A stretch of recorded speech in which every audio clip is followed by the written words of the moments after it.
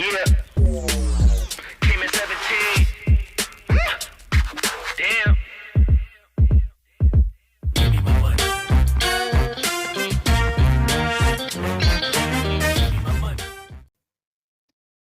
Hello and welcome. तो आज हम करने वाले हैं मिसलेनियस टॉपिक्स, जो कि अपने छोटे मोटे टॉपिक्स रहते थे वो सभी हैं ये। ठीक है, इसमें हम क्या क्या करेंगे। तो सबसे पहला होगा skeletal system, then eye, then vitamins and minerals, then blood groups, then sexual reproduction in human beings. ठीक है, तो सबसे पहले हम कर रहे हैं स्केलेटल सिस्टम। स्केलेटल सिस्टम में क्या क्या भैया, मैं सभी जगह पर मतलब कि इस नोट्स की जो ये वीडियो है इसमें इसमें मेनली अपना एक्सप्लेनेशन मैंने लिख रखी है। बस मेरे को जहाँ पर लगेगा कि यहाँ पर समझाने लायक है तो मैं वहाँ पर समझाऊंगा। बाकी हम ऐसे बता दूंगा कि मैं यहाँ पर क्या इंपॉर्टेंट है क्या नहीं। स्केलेटल सिस्टम में क्या क्या है यहाँ पर, बस मेन बात ये थी कि भैया 206 हड्डी कब होती हैं। सबसे पहले जब बेबी होता है तो उसमें 300 हड्डियाँ होती हैं, लेकिन वो अडल्ट होते होते तक उसमें 206 रह जाती है सिर्फ। ठीक है, और क्या यहाँ पर एक्सियल सिस्टम स्केलेटल सिस्टम को जो है दो भागों में बांटा गया है। स्केलेटन मतलब कि axial skeleton and appendicular skeleton. ठीक है, ओके सर। देन नेक्स्ट अपना ये वाला, अब ये क्या सर, ये डायग्राम है जो ये ब्लू वाला दिख रहा है, टोटली जो ब्लू है तो वो है अपना अपेंडिकुलर सिस्टम। और जो अपना ये मतलब कि क्या बोल सकते हैं येलोइश है, ये है अपना एक्सियल सिस्टम। एक्सियल का मतलब होता है जो कि बीच में है, और अपेंडिकुलर का मतलब होता है जो कि मतलब साइड वाइज हो गया। ठीक है, तो इसमें आप सभी चीज़ें पोर्शन वगैरह आप देख सकते हैं इजीली। ठीक है, इसमें अभी इनको मैं बार बार पढ़ूंगा तो वो that is only time waste. अभी हम चलते हैं एक्सियल स्केलेटन होता क्या क्या, तो उसमें देख लेते हैं हम। अब जो अपना एक्सियल स्केलेटन था उसमें पूरी टोटल कितनी हड्डियाँ हैं, 206 हड्डियाँ हैं टोटल। बट सिर्फ एक्सियल स्केलेटन में हम बोलेंगे तो उसमें कितनी है, 80 बोन्स हैं। मतलब कि देखो जो अपना ये वाला था येलो इस कलर, तो इसमें टोटल कितनी बोन्स हैं, 80 बोन्स हैं। ठीक है, तो ये बात मेनली यहाँ पे है।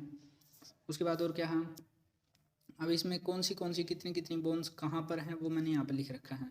जैसे स्कल की जो बोन है उसके अंदर क्या क्या इंक्लूडेड होती हैं, जैसे अब मतलब सिर्फ स्कल वाले में, तो स्कल वाले में बोन्स में क्या क्या कितनी कितनी हड्डियाँ इंक्लूडेड हैं सिर्फ वो दिखा रखा है यहाँ पे लिख रखा है मैंने। 8 क्रैनियल बोन्स, 14 फेशियल बोन्स हैं, 6 ऑडिटरी मतलब कि जो ओशियल्स होगी, जैसे कि अपनी 3 बोन्स हैं जो कि ईयर्स में होती हैं जिनके ये नाम है। ठीक है, उसके बाद हो गया क्रेनियल बोन्स जो कि ब्रेन को प्रोटेक्ट करती हैं, वो वाली होगी 8 क्रेनियल बोन्स। उसके बाद होगी एक आयो अलग से है ये हायोड बोन, ये थ्रोट में होती है, गले में होती है। ठीक है, उसके बाद है बोन ऑफ द थोरिक केज, थोरिक केज जो कि अपना चेस्ट वाला होता है, रिब्स वाला, तो उसकी ये सभी हैं।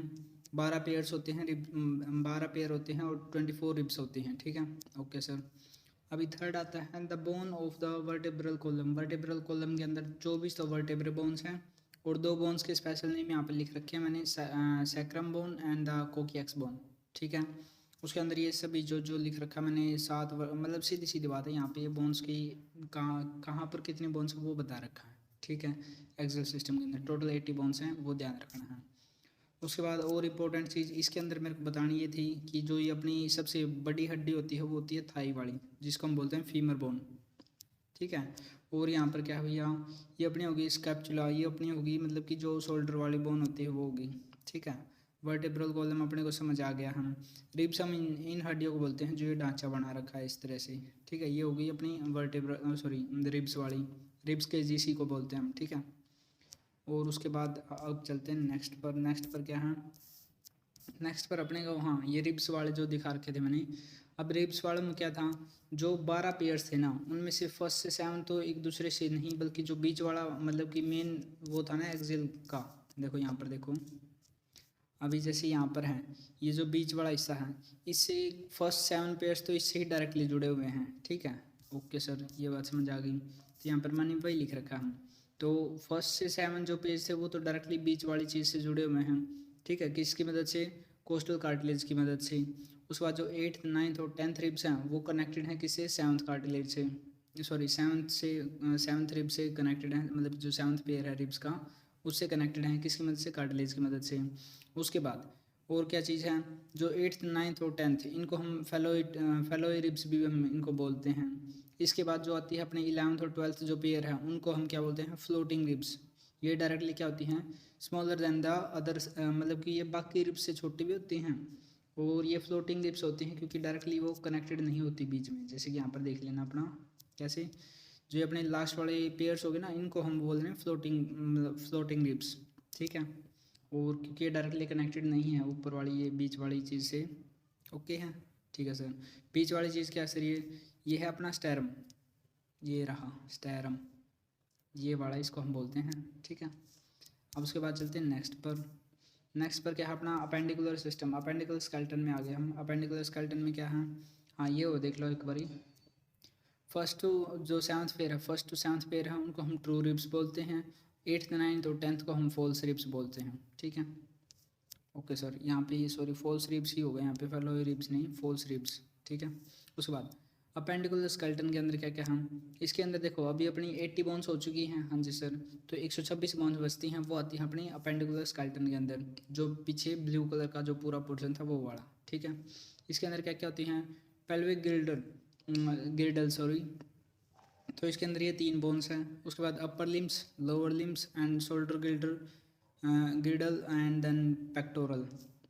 तो पेक्टोरल के अंदर मैंने ये स्कैपुला तो मैंने बताई हुई थी, शोल्डर ब्लेड है, और क्लेविक है जो कॉलर बोन है, वो अपने मतलब कि यहाँ पर होती है, जिसको हम ब्यूटी बोन भी बोलते हैं। कहाँ गई, ये रही ये वाली, ठीक है। इसको हम ब्यूटी बोन्स भी बोलते हैं। और स्कैपुला ये शोल्डर वाली मैंने बताई थी अभी अभी, ओके हैं। उसके बाद आई थिंक सो थोड़ी केज हो चुका है बाकी तो सारी चीज़ें, ठीक है। उसके बाद आते हैं हम अपना यहाँ पर, हाँ यहाँ पे मैंने लिख भी रखा है, फीमर जो है सबसे longest bone in the body है। उसके बाद स्कैपुला जो शोल्डर बोन होगी, और ह्यूमरस जो होती है बाइसेप्स वाली बोन। ह्यूमरस को हम किसको बोला हमने, ये रही यहाँ पे लिख भी रखा हुआ, ये रही ह्यूमरस। तो ये जो ये वाली बोन होगी ना यहाँ से, मतलब शोल्डर से लेकर एल्बो तक, तो वो वाली तो है ह्यूमरस बोन, ठीक है।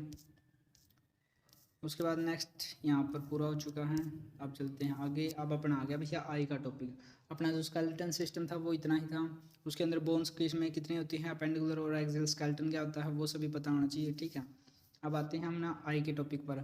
आई के टॉपिक पर डायग्राम मैंने यहाँ पर भी बना रखा है, और यहाँ पर भी मैं लेके आया हूँ स्पेशली, ठीक है। तो इसमें अपने को याद क्या क्या रखना है, फर्स्ट ऑफ ऑल जो बार पार्ट्स दिख रहे हैं वो देखने हैं। कॉर्निया हो गया सबसे अपर, मतलब कि जो सबसे आउटर मोस्ट पार्ट हो गया, जो कि अपना मतलब कि आई लेंस को, मतलब आई लेंस नहीं, जो सबसे आउटर कवरिंग होती है लेंस की जैसी, वो वाली। आइरिस हो गया अपना, लेंस हो गई, लेंस जो होता है इनर लेंस होता है, आई के अंदर होता है ये, ठीक है, जो अपनी फोकल लेंथ वगैरह को चेंज करता रहता है, ठीक है। उसके बाद है अपना ये बहुत सारे हैं, रेटिना हो गया, एक आता है विटेरस ह्यूमर, और एक आता है ये रहा एक्वस ह्यूमर। तो इनके बारे में अपने को स्पेशली पढ़ना है। ऑप्टिक नर्व्स पढ़नी है, ऑप्टिक नर्व्स यहाँ पर होती हैं, ठीक है। उसके बाद सस्पेंसरी लिगामेंट्स, सस्पेंसरी लिगामेंट्स का क्या काम होता है, अपनी फोकल लेंथ को जो मतलब कि इसका अकोमोडेशन करना, मतलब कि इसको चेंज करते रहना, मतलब कि थिकनेस बढ़ाना या तो थिकनेस घटाना, वो सभी काम इनका होता है, ठीक है। अब यहाँ पर मैंने लिख भी रखा कि इस चीज़ का क्या काम है, जैसे यहाँ पर ही देख लो। सबसे पहले अपना आइरिस और प्यूपिल, यहाँ पे मैंने दिखा रखा है आइरिस और प्यूपिल होते कैसे। जो अपना आइरिस है वो तो अपना होता है जैसे कि अपना ब्लैक ब्राउन कलर, ब्लैक की कलर की आइज़ होती हैं। जो बिल्कुल ब्लैक होता है वो तो होता है अपना प्यूपिल, जो कि बिल्कुल बीच में होता है, और उसके साइड में को जो थोड़ा बहुत ब्राउन होता है वो होता है अपना आइरिस। देन अपना आता है वाइट पार्ट, जो कि उसका अलग से नाम है, यहाँ पर मैंने लिख रखा है स्क्लेरा, वाइट पोर्शन जो अपना होता है, ठीक है।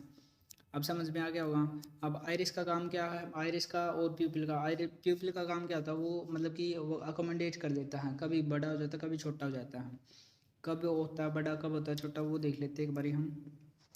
जब ब्राइट लाइट होती है एकदम से ब्राइट लाइट आएगी तो वो क्या करेगा, वो चाहेगा कि कम लाइट अंदर जाए, तो वो इसलिए क्या कर लेता है, श्रिंक कर लेता है। लेकिन जब डिम लाइट के अंदर एकदम से हम जाते हैं तो क्या होता है, वो एक्सपेंड करना स्टार्ट कर देता है, ताकि मैक्सिमम लाइट वो अपने अंदर ले सके, ताकि देख पाएँ अच्छे से, ठीक है। उसके बाद लेंस कौन सा होता है सर, ये बाई कन्वेक्स लेंस होता है सर ये यहाँ पर, ठीक है। और क्या है सर, सिलियरी मसल्स अकोमोडेशन का काम करवाती हैं, शेप और साइज उसके लेंस की। उसके बाद इंटरनल स्ट्रक्चर के अंदर ये सारी चीज़ें हैं, इनको हम आगे डिटेल में भी पढ़ने वाले हैं, ठीक है। और इसमें यहाँ पर कुछ खास था नहीं, हाँ बस ये वाली चीज़ ध्यान रख लो। विट्रस ह्यूमर जो होता है, विट्रस ह्यूमर ये भी एक लिक्विड है, विस्कस लिक्विड है बिल्कुल। एक्वस ह्यूमर से विस्कस होता है, मतलब कि गाढ़ा होता है।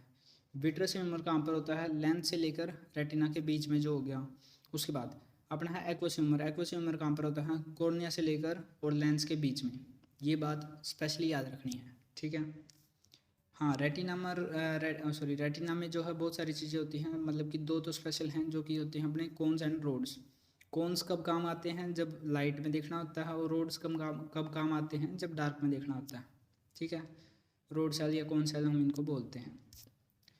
उसके बाद अपने जो एक्सटर्नल स्ट्रक्चर है उसके अंदर क्या क्या आ गया, स्क्लेरा जो कि वाइट पोर्शन हो गया, डायरेक्टली विजिबल होता है जो वो हो गया।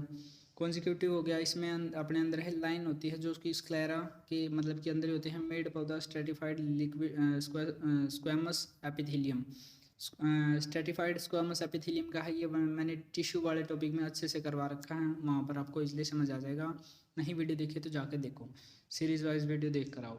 और क्या काम है कॉन्जिक्यूटिव का, जो काम क्या क्या है यहाँ पर है मॉइस्ट रखना ईयर मतलब आई को, और उसको क्लियर रखना। उसके बाद है इसको लुब्रिकेशन प्रोवाइड करना, क्या क्या सेक्रेट कर टीयर्स और मक्कस सेक्रेट कर। उसके बाद अपना कॉर्निया आ गया, कॉर्निया जो कहाँ पर होता है वो बिल्कुल आउटर मोस्ट है। ठीक है सर, ट्रांसपेरेंट होता है। ओके सर, ये मेन बात है। यहाँ पर किस चीज़ को कवर करता है, प्यूपिल और आइरिस को कवर करता है। किस चीज़ के लिए काम है, रिफ्रैक्शन का इसका काम होता है। अब रिफ्रैक्शन क्या है, रिफ्लेक्शन क्या है, ये सभी हम फिजिक्स में पढ़ेंगे, यहाँ पर नहीं। ठीक है, आइरिस, आइरिस क्या होता है सर, आइरिस अपना जो पिगमेंटेड कलर्ड पोर्शन जो हो गया, मैंने बताया था अभी पीछे, समझाया भी थे अच्छे से। जैसे मैं यहाँ पे बता देता हूँ, अपना ये वाला जो पोर्शन हो गया तो मान लो आइरिस है, और जो इसके अंदर वाला हो गया वो होता है अपना प्यूपिल, ये वाली चीज़ थी। ठीक है, उसके बाद प्यूपिल क्या होता है, जो स्मॉलेस्ट पोर्शन है जो कि अपनी अलो करता है लाइट को कितनी आनी है कितनी नहीं, फोकस करता है मतलब कि। ठीक है, कम्प्लीटली हो गया है।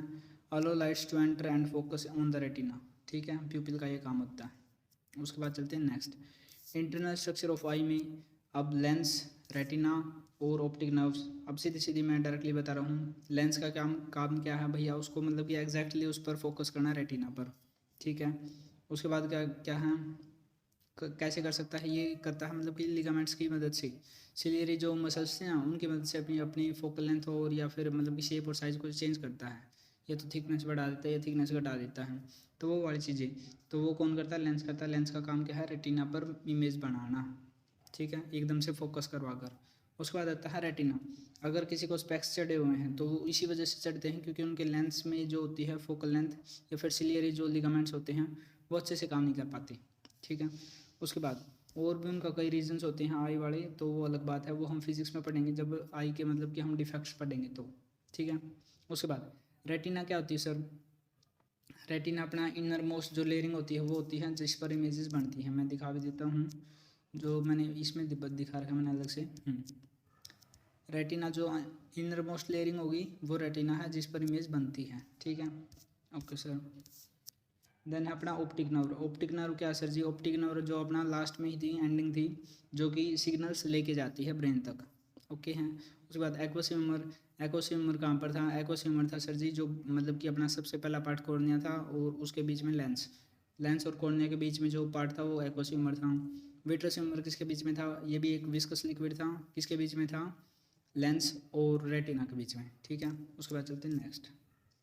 हाँ, अभी यहाँ पर क्या क्या मेरे को बताने का यहाँ पर कुछ खास नहीं बचता है। यहाँ पर आते हैं विटामिन और मिनरल्स के बारे में हम पढ़ेंगे अभी। ठीक है, इसमें क्या क्या स्पेशली आपको करना है वो मैं बता रहा हूँ यहाँ पर। विटामिन्स मतलब कि सभी के नाम स्पेसिफिक, मतलब कि जैसे ए है तो उसके स्पेसिफिक नाम, रेटिनल या फिर रेटिनोइक एसिड या तो बेटा कैरोटीन, ये पूरे पूरे याद रखने हैं क्योंकि कई बार क्वेश्चंस इस नाम से आता है। ठीक है, उसके बाद इनके major functions, deficiency, toxicity effect, एक दो के ही ज़्यादा इंपॉर्टेंट हैं जिनके मैंने निशान लगा रखे होंगे, मतलब कि अगर उनको स्पेशली लिख रखा है उनके अंदर कुछ। उसके बाद फूड रिसोर्सेज सभी के याद करने हैं। ठीक है, और इम्पोर्टेंट बात क्या है, जिस पर स्टार लगा रखा है वो तो छोड़ना ही नहीं है बिल्कुल भी ये। ठीक है, उसके बाद है B1। B1 मतलब बी वाले तो सारे ही, B1 भी है, B2 भी है, और आई थिंक B3, सॉरी हाँ, B1 B2 B3 B5 B6 B7 B9 B12, ये सभी करने हैं क्योंकि इस पर बी वाले पर स्पेशली क्वेश्चन आता ही आता है। ठीक है, और सी वाला जो है एस्कॉर्बिक एसिड, कई बार डायरेक्टली क्वेश्चन एस्कॉर्बिक एसिड के नाम से आता है, डायरेक्टली विटामिन सी नहीं लिखते। ठीक है, ओके सर। उसके बाद नेक्स्ट अपना ये हो गई विटामिन एंड मिनरल, विटामिन हो गए हैं यहाँ पर। अब आते हैं मिनरल्स पर। मिनरल्स में भी क्या है, अपने को मिनरल्स करना है, उनका मेजर फंक्शंस और जो डेफिशिएंसी फैक्ट है ये मैंने मतलब कि अंडरलाइन कर रखे मेन तो वो ज़रूर कर लेने हैं, बाकी भी आप स्लाइड ज़रूर गो थ्रू ज़रूर करना। ठीक है, आयोडीन का मैंने स्टार लगा रखा है गोइटर वाले पर, और यहाँ पर इंपॉर्टेंट मैंने अंडरलाइन कर भी रखे हैं। नेक्स्ट वाले में भी ऐसा ही है, जो जो अंडरलाइन किया हुआ वो तो बिल्कुल नहीं छोड़ना है, बाकी स्लाइड पे पूरा गो थ्रू जरूर करना है, ठीक है। अब आते हैं ब्लड ग्रुप वाले टॉपिक पर। ब्लड ग्रुप वाला टॉपिक है क्या सर, ब्लड ग्रुप में क्या क्या करना है सर। ब्लड ग्रुप का टॉपिक जो होता है, वैसे तो 40 टाइप्स ऑफ ब्लड ग्रुप्स होते हैं, बट मेनली कौन से होते हैं, ABO, जो कि अपने को मिलते हैं। किसने मतलब कि किन्होंने ये ढूंढा था, लैंडस्टाइनर ने इनको मतलब कि इनकी खोज की थी, आप ऐसा मान सकते हैं, ठीक है। Glycoprotein found in the RBC called the antigen. अब मेनली बात आती है एंटीजन और एंटीबॉडी क्या क्या होते हैं। एंटीजन मैंने पहले ही बता चुका मैं हेल्थ एंड डिसीज वाले में कि फॉरेन सब्सटेंस जो कि बॉडी के अंदर घुसते थे वो होते थे एंटीजन, और एंटीबॉडी होती थी जो कि उन फॉरेन सब्सटेंसेस से लड़ते थे, वो वाली चीज़ें, ठीक है। Okay sir. अब एंटीजन A और एंटीजन B इनको लिखते हैं मतलब कि कैपिटल लेटर से, सॉरी कैपिटल अल्फ़ाबेट से। और एंटीबॉडी इन द प्लाज्मा, जो प्लाज्मा के अंदर होती है, मतलब कि जो उनसे लड़ने का काम करेंगी, वो होती है A और B, ठीक है। अभी हम यहाँ पर भी ये भी कॉन्सेप्ट देख लें भैया, सिर्फ A वाला ही A वाले क्यों देता है, या फिर मतलब कि ऐसा क्या रीज़न है कि वो एक दूसरे में मतलब कि हम खून नहीं दे पाते, ठीक है। स्पेसिफिक बंदा ही क्यों खून दे पा रहा है, वो वाले रीजन से हम यहाँ पर क्लियर करके चलेंगे एकदम, ठीक है। तो अभी हम यहाँ पर देख लेते हैं कि इसके ऊपर क्या होता है, ठीक है। जैसे कि अपना ग्रुप A है, तो उसके पास एंटीजन कौन सा मिलेगा, A वाला। एंटीबॉडी कौन सी मिलेगी, B वाली। एंटीबॉडी मतलब कि जो सिर्फ उसको एंटीजन मिलेगा ना, अगर एंटीबॉडी है जैसे कि B, इनको मैं अलग से डायग्राम बना के बताता हूँ, ऐसे नहीं बनेगा, ठीक है। बट पहले देख लेते हैं कि इस पर क्या क्या होता है। ग्रुप A है तो उसके पास एंटीजन होगा A, एंटीबॉडी होगी B। ग्रुप B है, और एक और बात, एंटीबॉडीज़ को हम स्मॉल अल्फ़ाबेट से लिख रहे हैं, ये बात ध्यान रखनी है अपने को। ग्रुप B है तो ब्लड ग्रुप B है तो उसके पास एंटीबॉडी होगी B, और एंटीजन होगा बड़ा B, और एंटीबॉडी होगी छोटा A, ठीक है। उसके बाद ए बी को हम यूनिवर्सल एक्सेप्टर बोलते हैं, और ग्रुप O जो है उसको हम यूनिवर्सल डोनर बोलते हैं। रीजन क्या क्या है इनके, वो सभी हम देख लेते हैं, पहले मैं डायग्राम बना लेता हूँ। हाँ, तो अपना डायग्राम रेडी है, तो अभी हम यहाँ पर देखते हैं मतलब कि किसके पास क्या होता है, और क्यों ही मतलब ए वाला ही ए वाले को ब्लड दे सकता है, वो क्यों होता है, ठीक है। तो जैसे यहाँ पर मैंने लिख रहा है ब्लड ग्रुप, यहाँ पर मैंने लिख रही है एंटीजन, यहाँ पर मैंने लिख रही है एंटीबॉडी, ठीक है। अब जैसे ए वाले के पास में होता है एंटीजन होता है ए, और उसके पास एंटीबॉडी होती है बी। मतलब कि अगर उसको कहीं पर भी बी दिखेगा तो वो उस पर क्या करेगी, रिएक्ट करेगी, या तो मतलब कि क्लोट बनाने स्टार्ट कर देगी ब्लड में, ठीक है। अब जैसे ए वाले बंदे ने बी वाले बंदे को मतलब कि क्या दिया, उसने खून देने की ट्राई की, तो ए वाले बंदे के पास ए वाली एंटीजन है, हाँ जी सर, और बी वाले बंदे के पास एंटीबॉडी बी है, सॉरी ए है। तो ए वाले को ए अगर कहीं पर दिखा तो वो क्लोटिंग करेगी, या फिर उल्टा भी करते हैं, जैसे बी वाला बंदा ए वाले बंदे को खून देने की ट्राई कर रहा है, तो क्या होगा, अब बी वाले के पास एंटीजन कौन सा है, बी है, और उसके पास एंटीबॉडी है बी, और बी के साथ क्या करती है, मतलब क्लोटिंग करना स्टार्ट कर देगी, तो उससे भी मतलब कि प्रॉब्लम होगी, इसलिए वो नहीं दे पाते हैं, ठीक है। उसके बाद ए बी वाला बंदा है, एक्सेप्टर है उसका, सभी का यूनिवर्सल एक्सेप्टर इसको हम क्यों बोलते हैं, क्योंकि ये सब इसे खून दे पाता है, कैसे। अब इसके पास एंटीबॉडी है ही नहीं, मतलब कि इसमें अगर हम कोई भी खून डालते हैं तो इसको मतलब कि यहाँ पर लड़ने वाला ही नहीं है कोई, तो इसलिए ईजिली एक्सेप्ट कर लेता है। उसके बाद आता है ओ वाला बंदा जो है सिर्फ ओ वाले बंदे से ले सकता है, क्यों, क्योंकि अगर हम इसमें से कोई भी खून डालते हैं, जैसे ए वाला डाला तो इसके पास ए वाली भी है, बी वाला डाला तो एंटीबॉडी बी भी है, ए और बी में से दोनों वाला मतलब कि ए बी वाला डालेंगे तो उसके पास दोनों हैं, तो इनमें से ये किसी के साथ भी जाएगा तो क्या करेगा, वो क्लोटिंग करना स्टार्ट कर देगा।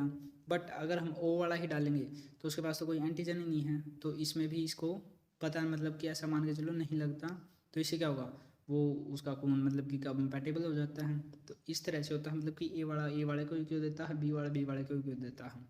उसके बाद आती है मतलब कि वो पॉजिटिव वाला क्या फैक्टर होता है सर, ए पॉजिटिव बी पॉजिटिव, ठीक है, वो वाली क्या चीज़ है वो हम देखेंगे आगे, ठीक है। इतना हो गया, हाँ बिल्कुल सर। द नेक्स्ट आता है अपना RH blood grouping. RH blood grouping क्या होती है वो देखते हैं अब आता है ये जो RH ब्लड ग्रुपिंग है, इसमें क्या होता है, 2/3 पॉपुलेशन जो है ना अपनी, उसके पास एक थर्ड एंटीजन आ जाता है, जिसको हम बोलते हैं RH फैक्टर या तो RH एंटीजन, ठीक है। अब इसमें क्या होता है, अगर किसी के पास RH मतलब कि प्रेजेंट है, RH जो फैक्टर है वो अगर प्रेजेंट होगा तो उसको हम बोलेंगे मतलब कि पॉजिटिव ब्लड ग्रुप वाला, ठीक है। कोई सा भी हो, अगर किसी भी मतलब जैसे ए ब्लड ग्रुप वाला बंदा है उसके पास RH फैक्टर B है, तो वो कौन सा हो गया, A पॉजिटिव। अगर किसी के पास ए ब्लड ग्रुप वाला बंदा है और उसके पास RH फैक्टर नहीं है तो वो कौन सा हो जाएगा, RH मतलब कि सॉरी A नेगेटिव। समझ में आ गया, ये वाली चीज़ होती है, अगर प्रेजेंट है तो पॉजिटिव, अगर प्रेजेंट नहीं है तो नेगेटिव। ठीक है, ओके सर। देन अपना आता है भैया यहाँ पर, यही चीज़ थी मेनली, टोटली मैंने एक्सप्लेन कर दिया है। अब इससे क्या होती है, एक और बड़ी प्रॉब्लम क्या हो जाती है भैया, उसमें और भी डिफ़िकल्टी आती है, मतलब कि ब्लड को कंपैटिबल चेक करने में। ठीक है, ये वाली चीज़ हो गई। उसके बाद आती है एरिथ्रोब्लास्टोसिस फेटल्स। ये क्या है, ये एक बीमारी है, कब होती है सर, ये क्या है, एक डिसीज़ है, ये मेनली बच्चों में होगी। कैसे होगी सर, क्या कब होती है, क्या सीन है वो देखते हैं हम। ये होती है भैया माँ और बच्चे के बीच में। कैसे, अगर कोई बच्चा है जो मतलब कि जैसे अभी कोई वुमन प्रेग्नेंट है, यहाँ पर मैंने लिख भी रखा अच्छे से, अगर उसका ब्लड जो है मतलब कि बच्चे वाले ब्लड के साथ कंपैटिबल नहीं होगा तो वो बच्चे वाले ब्लड को क्या समझेगा, मतलब कि फॉरेन सब्सटेंसेस समझेंगे, उसके आरबीसीज को क्या समझेंगे, फॉरेन सब्सटेंसेस समझेंगे। और मदर के जो डब्ल्यूबीसी होंगे वो क्या करेंगे, उस पर अटैक करना स्टार्ट कर देंगे। जिसी मतलब अब वो अटैक करेंगे तो बच्चे को तो प्रॉब्लम होगी ना, तो उसी बीमारी को हम क्या बोलते हैं, एरिथ्रोब्लास्टोसिस फेटल्स। ठीक है, उसके बाद ये मेनली मैंने बता दिया है जो भी मैंने लिख रखा था, और यहाँ पर कुछ है नहीं इसका, बस यहाँ पर दूसरा नाम लिख रखा है, hemolytic disease of the newborn. Okay है, ठीक है सर। देन आता है नेक्स्ट हेमोलिम्फ। हेमोलिम्फ क्या है, देखो अभी अपने अंदर एक सब्सटेंस होता है हेमोग्लोबिन। हेमोग्लोबिन क्या होता है, एक रेस्पिरेटरी पिगमेंट होता है। अगर रेस्पिरेटरी पिगमेंट नहीं है तो उसको हम बोलते हैं हेमोलिम्फ, सॉरी हेमोलिम्फ। ये क्या होता है सर जी, अब हेमोलिम्फ समझ में आ गया है, अगर रेस्पिरेटरी से मतलब कि रेस्पिरेटरी से पिगमेंट है तो उसको हम बोलते हैं हेमोग्लोबिन। अगर रेस्पिरेटरी पिगमेंट ही नहीं है तो वो हो गया हेमोलिम्फ। ठीक है, मेनली किस में होता है, आर्थ्रोपोडा में। अब ये आर्थ्रोपोडा क्या होता है सर, आर्थ्रोपोडा नहीं पता तो आप पिछले लेक्चर देख के आओ भैया, ऐसे बिना देखे यहाँ पर मत आओ। क्या होता है आर्थ्रोपोडा, मैंने उसमें बता रखा है टोटली, मतलब कि जो अपना किंगडम है और जो एनिमिलिया वाला था वो सभी उसमें मैंने बता रखा है टोटली। इसका एग्जांपल मैं यहाँ पे बता देता हूँ, कॉकरोच इसका एक एग्जांपल है आर्थ्रोपोडा का ही। ठीक है, ओके सर। देन इंपॉर्टेंट चीज़ क्या आ गई, इंपॉर्टेंट पॉइंटर्स हैं जो ब्लड के बारे में हैं, क्या क्या सर, आरबीसी के पास भी कोई भी न्यूक्लियस नहीं होता एक्सेप्ट कैमेलोलोमा में लामा, इनके अंदर होता है। ठीक है, लाइफ स्पैन 120 डेज का किसका, आरबीसी का। ग्रेवयार्ड ऑफ द आरबीसी मतलब कि आरबीसी कहाँ पर जाकर ख़त्म हो जाते हैं, स्प्लीन के अंदर। डेफिशिएंसी ऑफ हीमोग्लोबिन, अगर हीमोग्लोबिन की कमी होगी तो कौन सी बीमारी होगी, अनीमिया। देन है अपना साइथेमेनिया या तो फिर एरिथ्रोसाइटोसिस। एरिथ्रो मतलब सब एक, यहाँ पर मैं डायरेक्टली बात बता देता हूँ, साइटोसिस कहीं पर भी आए तो उसका मतलब होता है इंक्रीज्ड। ठीक है, एरिथ्रो तो आरबीसी, ये तो पोलीथमिया तो इसका मतलब क्या होगा, आरबीसी से रिलेटेड। अब मेन बात क्या है, कहीं पर भी साइटोसिस आएगा तो वहाँ पर क्या होगा, इंक्रीज। ठीक है, तो एरिथ्रोसाइटोसिस क्या होगा, इंक्रीज इन आरबीसी। उसके बाद आता है डब्ल्यूबीसी। डब्ल्यूबीसी क्या सर, लाइफ स्पैन इसका कितना है, 120 डेज, सॉरी 120 नहीं 12 to 20 डेज सबसे ज़्यादा था आरबीसी का। देन है डब्ल्यूबीसी का, देन आएगा प्लेटलेट्स का। अब हमने यहाँ पर पहले भी हम बता चुके हैं कि आरबीसी तो होते थे एरिथ्रोब्लास्ट और डब्ल्यूबीसी होते थे ल्यूकोब्लास्ट। आई थिंक ऐसा कुछ था, मैंने खुद पढ़ाया है तो वो देख लेना, ज़रूर चेक करना। उसके बाद अब क्या है, डब्ल्यूबीसी जो होता है लाइफ स्पैन वाला, इसका मैंने बता दिया। ल्यूकोसाइटोसिस, अब यहाँ पर भी क्या आ गया, साइटोसिस। तो साइटोसिस का मैंने क्या भी मतलब बताया था, इंक्रीज। तो ल्यूको का मैंने बताया कि उनका ल्यूकोब्लास्ट को हम बोलते थे डब्ल्यूबीसी और एरिथ्रोब्लास्ट को हम बोलते थे आरबीसी। तो यहाँ पर ल्यूको है और साइटोसिस है, ल्यूको का मतलब हो गया डब्ल्यूबीसी और साइटोसिस का मतलब हो गया इंक्रीज। तो समझ में आ गया होगा, इंक्रीज डब्ल्यूबीसी। ल्यूकोपेनिया, अब जो सेकंड वर्ड आ गया पीनिया या पेनिया, आप जो भी बोलें, पेनिया इसका मतलब क्या होगा, डिक्रीज्ड। कहीं पर भी आता है तो डिक्रीज्ड वहाँ पर इसका मीनिंग होगा। ठीक है, ओके सर। अब उसके बाद आता है प्लेटलेट्स, इनके पास भी आरबीसी की तरह कोई न्यूक्लियस नहीं होता। ठीक है sir, only in mammals. Mammals क्या होते हैं, ये मैंने 5 कैटेगरी हुई थी अपनी एनिमल और किंगडम एनिमलिया वाले में ही, तो वो वहाँ पे जाके चेक करो। 8 days of the life span, 8 to 9 days, इसका और भी कम हो जाता है। थ्रोम्बोसाइट्स हम इनको बोलते हैं।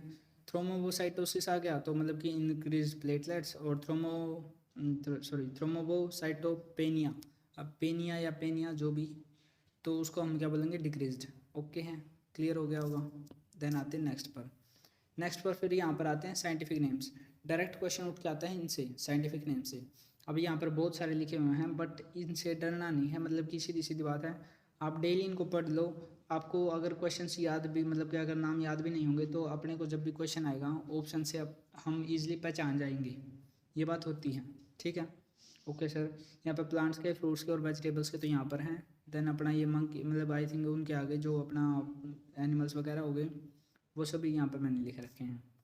ये आई थिंक 3-4 स्लाइड और होंगी, यहीं तक है शायद, हाँ ठीक है। तो अब अपना आता है न्यूट्रिएंट रिलेटेड। न्यूट्रिएंट रिलेटेड के आगे अब हम यहाँ पढ़ते हैं न्यूट्रिएंट्स रिलेटेड क्या क्या चीज़ें भैया। तो यहाँ पर हम देखते हैं किस चीज़ के अंदर क्या क्या मिलता है। कार्बोहाइड्रेट में जो 1 ग्राम कार्बोहाइड्रेट अगर हम लेते हैं तो उसके अंदर 4 कैलोरीज अपने को मिलती हैं। या 1 ग्राम हम प्रोटीन लेते हैं तो उसके अंदर भी अपने को कितनी कैलोरीज मिलती है, 4 कैलोरीज। उसके बाद 9 कैलोरीज 1 ग्राम फैट में मिलती हैं। अगर 1 ग्राम फैट लेंगे तो कितनी कैलोरीज मिलेंगी, 9 कैलोरीज। ओके हैं। उसके बाद है मेन बात और इम्पोर्टेंट चीज़ क्या है यहाँ पर, कार्बोहाइड्रेट जो होते हैं वे क्विकेस्ट होते हैं, मतलब कि बहुत जल्दी पचने वाले होते हैं। लेकिन जो फैट्स होते हैं वो स्लोली होते हैं, मतलब कि उनका मेटाबॉलिज्म जो होता है वो मेटाबॉलिज्म को डाउन कर देते हैं, मतलब कि धीमे कर देते हैं, ठीक है। तो इसलिए हमने यहाँ पर बोला fats are the slowest. Okay हैं। उसके बाद हाँ, ये स्मॉल इंटेस्टाइन को हमने पहले भी हम बोल चुके हैं कि complete site of the digestion यही है, ठीक है, site of the complete digestion sorry. तो कार्बोहाइड्रेट्स, प्रोटीन और फैट जो होते हैं कहाँ पर डाइजेस्टेड होते हैं, इंटेस्टाइन के अंदर। ओके है। किन किन स्मॉलर यूनिट्स में वहाँ पर ये टूट जाते हैं, मतलब कि बहुत ज़्यादा छोटी यूनिट्स में टूट के फिर वो एब्जॉर्ब होते हैं। अब वो किन छोटी यूनिट्स में टूटते हैं वो यहाँ पर लिख रखा है। कार्बोहाइड्रेट्स किस में टूट जाते हैं, शुगर्स के अंदर। प्रोटीन्स अमाइनो एसिड के अंदर। फैट जो होते हैं फैटी एसिड के अंदर, ग्लिसरॉल के अंदर, ठीक है। और यहाँ पर कुछ खास नहीं है बताने को, बाकी आप पढ़ लेना, ईजी है, ठीक है। अब अपना आगे लास्ट वाला टॉपिक जो कि अपना ह्यूमन के अंदर सेक्सुअल रिप्रोडक्शन, ठीक है। तो उससे पहले एक और चीज़ रहेगी, हाँ, ग्लाइकोजन। ग्लाइकोजन क्या है सर, ग्लाइकोजन एक मतलब कि ऐसा बोल सकते हैं जैसे ग्लूकोज को स्टोर किया जाता है ग्लाइकोजन की फॉर्म में, किसके अंदर, एनिमल्स के अंदर। और उसी ग्लूकोज को अगर हम प्लांट्स में स्टोर करें तो वो होता है स्टार्च के फॉर्म में। बस यही बता रखा कि ग्लूकोजन क्या है, और मतलब कि ग्लूकोज को अगर हम स्टोर करते हैं तो वो ग्लाइकोजन कहलाता है एनिमल्स के अंदर, इतनी बात है। अब ये वाला टॉपिक है sexual reproduction in human beings. अगर आप इसको देखकर एक्साइट हो रहे हैं तो बिल्कुल भी अच्छी बात नहीं है, क्योंकि आपको ये 9th-10th में होना चाहिए था एक्साइटेड। अभी आपको इसके बारे में नॉलेज ऑलरेडी होनी चाहिए क्योंकि आप सीडीज के लिए प्रिपेयर कर रहे हैं। तो sexual reproduction in human beings mainly I think सभी को पता भी होगा इस एज तक तो, और बाकी देखते हैं, ठीक है। डायग्राम में पिछली देख लो क्या क्या होता है। ब्लैडर है, मतलब कि जहाँ पर अपना पेशाब वगैरह इकट्ठा होता है, ठीक है। यूरेथ्रा जो पाइप होगी जिससे के थ्रू मतलब लिक्विड अपना वेस्ट लिक्विड यहाँ पर इकट्ठा होगा। उसके बाद सेमिनल वेसिकल, ये मतलब कि अपनी कोई ग्लैंड है, प्रोस्टेट ग्लैंड, ये भी ग्लैंड है। पेनिस एंड देन यूरेथ्रा, ठीक है। यूरेथ्रा क्या होती है सर, यूरेथ्रा वो कॉमन ट्यूब होती है जिससे मतलब कि जो अपना स्पर्म होता है वो और जो अपना होता है यूरिन होता है वो दोनों इसी ट्यूब के थ्रू निकलते हैं, ठीक है। उसके बाद होता है टेस्टिस। अगर टेस्टिस है मतलब यहाँ पर मैंने एक लिख रखा है इसलिए हमने IS लगाया है, अगर दोनों लिखते हैं तो ES लग जाता है, ठीक है। स्क्रोटम क्या होती है, ये वो खाल है जिसके अंदर मतलब कि अपने टेस्टिस होते हैं वो, ठीक है। उसके बाद आते हैं वासा डिफरेंशिया। वासा डिफरेंशिया क्या सर, वासा डिफरेंशिया वो मतलब कि अपनी नली बोल सकते हैं, या फिर जो कि मतलब कि कहाँ से कनेक्टेड होती हैं, अपने टेस्टिस से कनेक्टेड होकर अपना वापस से सेमिनल वेसिकल की तरफ से और यूरेथ्रा से कनेक्टेड होकर बाहर निकालती हैं अपने स्पर्म को, ठीक है। उसके बाद यूरेथ्रा हो चुका है, हाँ जी सर। देन चलते हैं आगे इनके बारे में डिटेल में, इनके फंक्शंस को देखते हैं। अभी देखते हैं मेल रिप्रोडक्टिव सिस्टम जो है उसके मेन इंपॉर्टेंट पॉइंट्स क्या क्या होते हैं। टेस्टिस जो होते हैं वो क्या प्रोड्यूस करते हैं, स्पर्म और टेस्टोस्टेरोन, ठीक है। टेस्टोस्टेरोन क्या सर, ये एक हार्मोन है जो कि अपने मेल जो अपने कैरेक्टर होते हैं या फिर सेक्सुअल कैरेक्टर होते हैं उन सभी को मतलब कि इसकी वजह से होता है, और इसका मसल डेवलपमेंट या फिर और भी बहुत सारी चीज़ों में ये मतलब कि काम आता है, ठीक है। उसके बाद they are the present in the scrotum, मतलब सीधी सीधी बात है, बाहर क्यों प्रेजेंट होते हैं, इसलिए प्रेजेंट होते हैं ताकि वो क्या बोलते हैं उसको, हाँ, उनको टेस्टिस को जो है स्पर्म प्रोड्यूस करने के लिए स्क्रोटम में प्रेजेंट होते हैं आउटसाइड द बॉडी। क्यों होते हैं, ताकि मतलब कि उनका जो टेम्परेचर होता है वो उनको स्पर्म प्रोड्यूस करने के लिए 2 से 3 डिग्री कम चाहिए होता है अपनी नॉर्मल बॉडी टेम्परेचर से, इसलिए वो बाहर होते हैं, ठीक है। उसके बाद यहाँ पर बोल रखा जो अपने जिस तरह से अपना ब्रेन के अंदर न्यूरॉन होते हैं उसी तरह से अपने यहाँ पर मतलब जो मेल रिप्रोडक्टिव सिस्टम होगा उसके अंदर सेमिनिफेरस ट्यूब्यूल्स, ये इसके स्ट्रक्चरल और फंक्शनल यूनिट होते हैं, जैसे कि ब्रेन के अंदर न्यूरॉन उसके स्ट्रक्चरल और फंक्शनल यूनिट है, ओके। उसके बाद मेल सेक्स सेल्स जो होते हैं स्पर्म्स वो किस तरह से प्रोड्यूस होते हैं? Mature in the epidermis. कहाँ पर प्रोड्यूस होते हैं? सेमिनल फेरस ट्यूब्यूल्स के अंदर ही प्रोड्यूस होते हैं। और मैच्योर कहाँ पर होते हैं? एपिडिडमिस के अंदर, ठीक है। उसके बाद लेडिक सेल्स या तो इंटरस्टिशियल सेल्स किसको बोलते हैं? प्रेजेंट होते हैं कहाँ पर? सेमिनिफेरस ट्यूब्यूल्स के अंदर। और सेक्रेट हार्मोन्स, ये कौन से हार्मोन्स को सेक्रेट करते हैं? टेस्टोस्टेरोन को, ठीक है। मेल एक्सेसरी रिप्रोडक्टिव ऑर्गन, मतलब कि अभी जो भी हमने सेमिनल वेसिकल ट्यूब्स या फिर प्रोस्टेट ग्लैंड ट्यूब्स वो सभी क्या क्या होते हैं, उनके क्या क्या काम है वो आ गए, ठीक है। Several accessory reproductive organs in the reproductive male reproductive organ के अंदर वो कौन से वो हो गए? Prostate glands and seminal gland जो होते हैं, सॉरी हाँ, सेमिनल वेसिकल्स। तो ये दो ग्लैंड्स होती हैं जो कि क्या करती हैं? अपने जो स्पर्म निकलता है ना टेस्टिस से, उसको नरिश करेंगी, जिससे वो क्या बन जाता है? सीमन बन जाता है, ठीक है। उसके बाद मेल के अंदर वासा डिफरेंशिया और यूरेथ्रा, इनके मैं वहीं पर बता चुका हूँ, ये डक्ट्स होती हैं। वासा डिफरेंशिया कहाँ से होती है सर जी? ये जो टेस्टिस से लेकर यूरेथ्रा तक जाती है, तो वो होगी यहाँ पर, ये वासा डिफरेंशिया होगी। और यूरेथ्रा कौन सी होगी? यूरेथ्रा वो डक्ट है जिसके अंदर से यूरिन और स्पर्म दोनों साथ में निकल सकते हैं। साथ में नहीं, मतलब कि दोनों का पाथवे वही है, ठीक है। उसके बाद a single vas deferens carries the sperms from the reproductive testis up to the urethra. बाकी सभी नॉर्मल चीज़ें हैं, वही लिख रखा है बार बार। Urethra act as the common passage, ये मैंने बता दिया। उसके बाद नेक्स्ट आते हैं फीमेल रिप्रोडक्टिव ऑर्गन या फिर फीमेल रिप्रोडक्टिव सिस्टम। इसके अंदर मेनली क्या क्या चीज़ें हैं भैया? और जैसे कि अपने अंदर टेस्टिस थे, वैसे ही फीमेल्स के अंदर क्या होते हैं? ओवरीज या तो ओविडक्ट, ठीक है। ओविडक्ट को, सॉरी, ओवरीज होते हैं। ओविडक्ट तो वहाँ पर अलग कॉन्सेप्ट आ जाएगा। ओवरीज होते हैं जैसे अपने अंदर टेस्टिस थे मेल्स के अंदर। उसके बाद अब इसके देख लेते हैं क्या क्या चीज़ें हैं, पहले वो देख लेते हैं। ओवरीज होगी ये वाली और ये वाली ओवरीज होगी। उसके बाद जो ये ट्यूब्स होगी तो इनको हम क्या बोलते हैं? ओविडक्ट या तो फैलोपियन ट्यूब्स, ठीक है। ये हो गया सर्वेक्स जो कि अपनी वेजाइनी के बाद ओपनिंग होती है। देन वेजाइना जो कि आउटर ओपनिंग होगी। यूटेरस हो गया, ठीक है। उसके बाद आई थिंक सो यही है मेन तो। और यूटेरस के अंदर ही मतलब कि यही होती है वो लाइनिंग, जहाँ पर मतलब कि बच्चा, मतलब कि जो एग होता है निकलने के बाद यहाँ पर ही चिपकता है, ठीक है। और यहाँ पर मतलब कि वो क्या होता है, जो प्लेसेंटा से बच्चा जुड़ता है वो भी यहीं पर होता है, ठीक है। ओके सर, डायग्राम यहाँ पर भी है। ये हिंदी वालों के लिए तो ऐसा कुछ नहीं है भैया, मेरे को ये डायग्राम वहाँ पर मिला था नेट पर, तो मैंने वो लगा रखा है, ठीक है। अब इसके अंदर क्या क्या इंपॉर्टेंट चीज़ है वो यहाँ पर मैंने लिख भी रखी है। सबसे पहले ही अब जो मेल्स और फीमेल्स में जो सेकेंडरी, सॉरी, मेल्स का तो मैंने बता दिया टेस्टोस्टेरोन, वो होता है सेकेंडरी सेक्सुअल कैरेक्टर्स के लिए। बट फीमेल्स के अंदर भी दो हार्मोन्स रिलीज होते हैं, कौन से? Oestrogen and progesterone. एस्ट्रोजन होता है सेकेंडरी सेक्सुअल कैरेक्टर के लिए, जो कि फीमेल्स के अंदर होते हैं। और प्रोजेस्टेरोन होता है मतलब कि प्रेगनेंसी हार्मोन भी हम इसको बोलते हैं, ठीक है। Okay sir. यूटेरस, ओविडक्ट और वेजाइना, ये वाले जो अपने एक्सेसरी, मतलब कि जो accessory reproductive organs in human females, ठीक है। और जो फीमेल मतलब मेल वाले में थे वो हमने देखे थे, कौन से थे? जो ये ट्यूब, मतलब दो तो ग्लैंड थी वो वाले हो गए, वासा डिफरेंशिया और यूरेथ्रा हो गए थे, ये वाली चीज़ थी, ठीक है। इसके अंदर मतलब जो एक्सेसरी और सॉरी एक्सेसरी जो ऑर्गन्स थे वो मैंने बता दिए हैं, ठीक है। Uterus is the site of the fetal development. Fetal development मतलब कि जो जहाँ पर बच्चा का डेवलप होता है वो कहाँ पर होता है? यूटेरस के अंदर ही होता है, ठीक है। Okay sir. Pair of the oviduct को हम फैलोपियन ट्यूब्स भी बोलते हैं। और एमिपुला जो ही है, ये है एक साइट होती है। कहाँ, क्या साइट होती है सर? यहाँ जहाँ पर फर्टिलाइजेशन होता है, ठीक है। एक और मेन बात, ओविडक्ट से, सॉरी, ओवरी से जब एग निकलता है और जो स्पर्म अगर मतलब कि मिलता है तो स्पर्म कहाँ पर, और जो ओविडक्ट से मतलब कि एग निकला वो सभी दोनों कहाँ पर मिलते हैं? ओविडक्ट के अंदर या तो फैलोपियन ट्यूब्स के अंदर। इसी साइट को हमने एम्पुला बोला है, ओके हाँ, ठीक है सर। देन आते हैं मेंस्ट्रुएशन। मेंस्ट्रुएशन क्या भैया? जो लड़कियों में पीरियड्स होते हैं या तो लेडीज़ में भी पीरियड्स होते हैं, वो वाली चीज़ मेंस्ट्रुएशन कहलाती है, ठीक है। ये एक साइक्लिक इवेंट है जो कि हर 28 दिन के अंदर होता है ह्यूमन फीमेल्स में, ठीक है। Okay sir. अब मेन इंपॉर्टेंट चीज़ क्या क्या है यहाँ पर, मैं डायरेक्टली बता रहा हूँ, पढ़ आप लेना, लिख मैंने पूरा रखा है, ठीक है। क्या क्या होता है सर? जैसे कि 28 डेज़ के अंदर रिपीट होता है साइकिल। कब होता है सर? जैसे कि अभी एग रिलीज होते हैं, फर्स्ट मेंस्ट्रुएशन डेज में स्टार्ट हो गया, एग रिलीज होगा। एग रिलीज होगा, वो आके कहाँ पर चिपक जाएगा? यूटेरस की वॉलिंग पर, इनर लाइनिंग पर। अब वो इनर लाइनिंग वहाँ पर फर्टिलाइज तो हुई नहीं है, क्योंकि मतलब कि हर महीने तो इंटरकोर्स हो नहीं सकता। अब वहाँ पर हर महीने इंटरकोर्स नहीं हुआ तो वो क्या हो गया? फर्टिलाइज एग हुआ नहीं है, और इंटरकोर्स नहीं होने की वजह से वो वहाँ पर इनर लाइनिंग पर चिपक गया। यहाँ पर मैं दिखा देता हूँ डायग्राम के अंदर। अब इनर लाइनिंग पर चिपकने के बाद क्या होता है, वो फर्टिलाइज नहीं हुआ, देन क्या होता है फिर वो अपने 28 डेज़ के अंदर फिर वो बहना स्टार्ट कर देता है, मतलब कि वो इनर लाइनिंग ब्रेक डाउन होना स्टार्ट कर देती है और वो ब्रेक डाउन ब्लड के रूप में मतलब कि बाहर निकलता है, then that is called the menstruation, ठीक है, जो कि पीरियड्स कहलाते हैं। ओके हैं, ठीक है सर।